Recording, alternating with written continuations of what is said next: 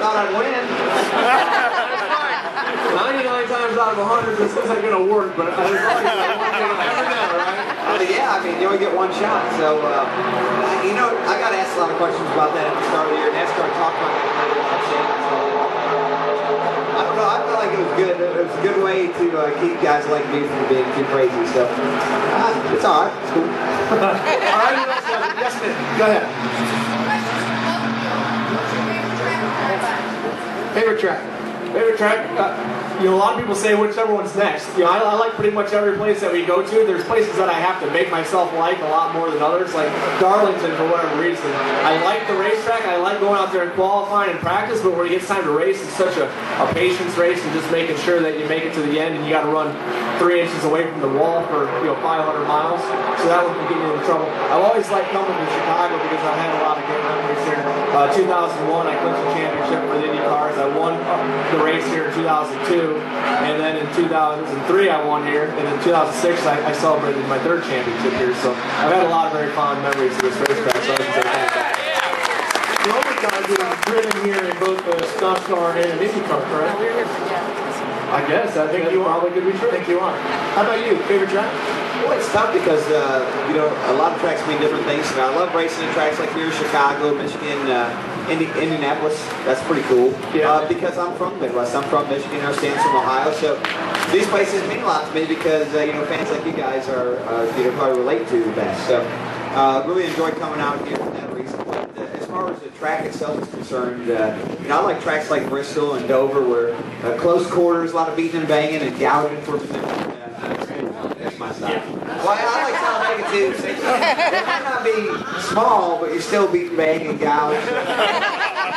It's cool. Yeah. Next question. Yes, sir. Right there, the 3 hat.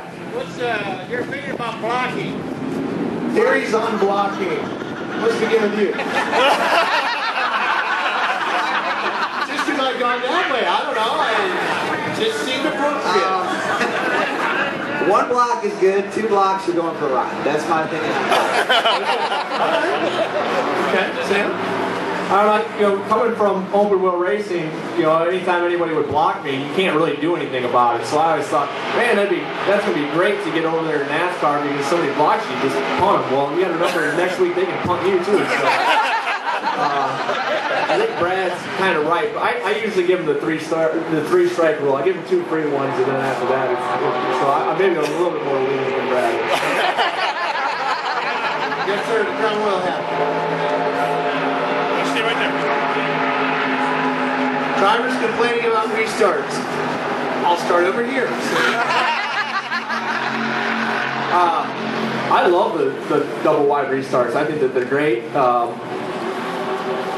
The best part about it is if you have a bad pit stop, it's that much easier to get yourself back up there. If you have a car that's off at the beginning of the race and you make it better, you get yourself an opportunity. The way that it used to be, where they started the lap down cars on the inside row, if half the field was lap down, you had a really hard time how to get your lap back. So there's just so much more ways to get back on the lead lap here. I think that you're seeing probably on average about 10 more cars on the lead lap at the end of each race. So it gives you that opportunity to be even more patient about what's going on and try to figure out how to get back on the lead lap and to keep continuing to work on your car if it's not perfect to start the race. Yeah, I like the double file restarts as a fan. What about you? Well, that's actually kind of funny you asked that because Sam and I spent some time before we walked out here talking about IndyCar restarts and how much different they are. And if them cars get side by side, Sam was telling me they put the yellow back out. So it's a different world. NASCAR world is much different, and side by side racing is what the sport's built on. So if double file restarts encourage that more, then it's cool. But as drivers, we're all a little selfish. So if we feel like we're going to run better because of a double file restart, then yeah, it's great. But it's the weekends where you get wrecked, where you get upset about it. And I think that's probably the biggest thing that most drivers aren't mad at the restart. They're mad because they got wrecked because of it. Yeah. All right, who else we got out here? Gentleman in the Miller Lite hat there.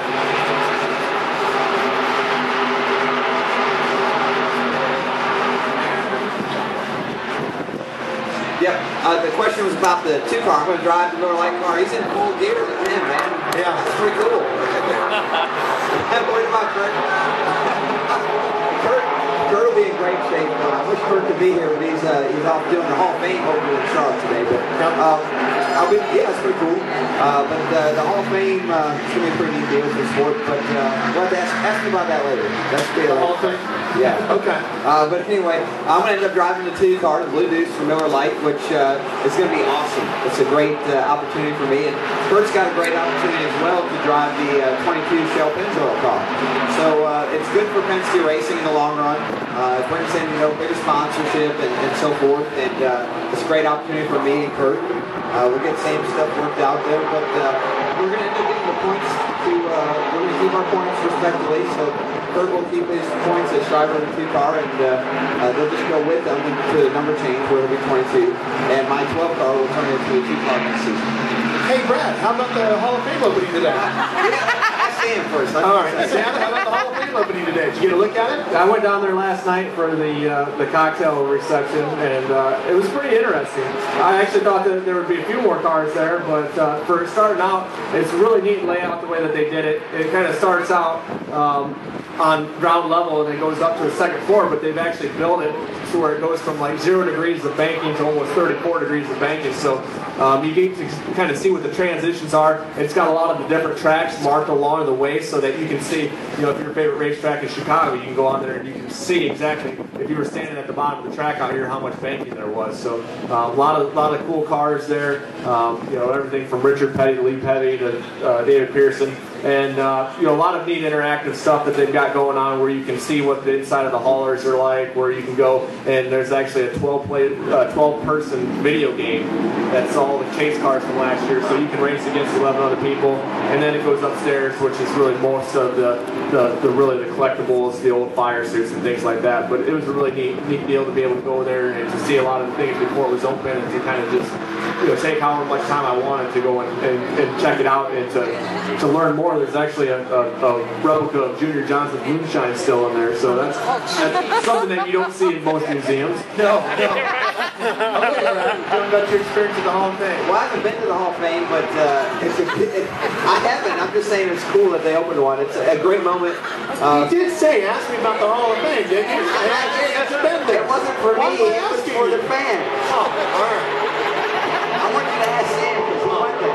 What else would you like me to do? I don't know. All right, how about another question for me? But I was going to say it's a great moment for the sport. Hopefully anybody that goes down to Charlotte or has a chance will get the opportunity to go see it. And then you'll be in it. And then you can go see it. That would be great. Even better. All right, there's a guy in the back. Yeah, way back there. Go ahead, Al. You guys come up. These guys are in race cars. They can't hear. Who was your favorite racer when you were growing up?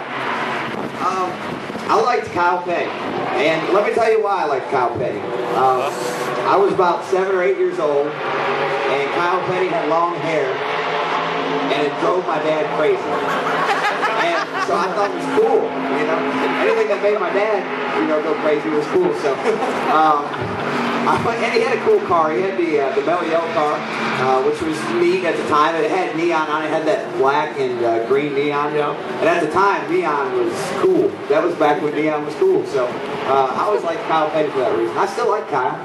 Kyle's a good guy. He's a cool guy. And it just so happened that he has a great personality. I would have liked him no matter how he was, but that's pretty cool. All right, how about you, Sam? Well, I had a lot of different drivers that I rooted for growing up when I was watching Indy cars. I come from a racing family. Our vacations were all to racetracks, so we went and watched everything from sprint cars to NASCAR to open wheel to drag racing. So, but my first real favorite driver that I had was Rick Mears. He was always kind of somebody I looked up to. I liked how his demeanor. He reminded me. I kind of saw myself being a little bit like him as far as just kind of being the quiet, more shy guy that just goes out there and does his job. And then that was my IndyCar driver.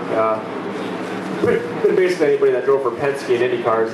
My dad was a big fan of Roger Penske, so Alistair Jr., guys like that, Paul Tracy. But in NASCAR, I only had one favorite driver, and it was Dale Earnhardt Sr. And I liked him because so many of my fans, or so many of my friends, all were like anybody but the number 3, and I was like, I loved it because he had that attitude of you're not gonna faze me at all. So I don't know, it's just somebody that I always looked up to.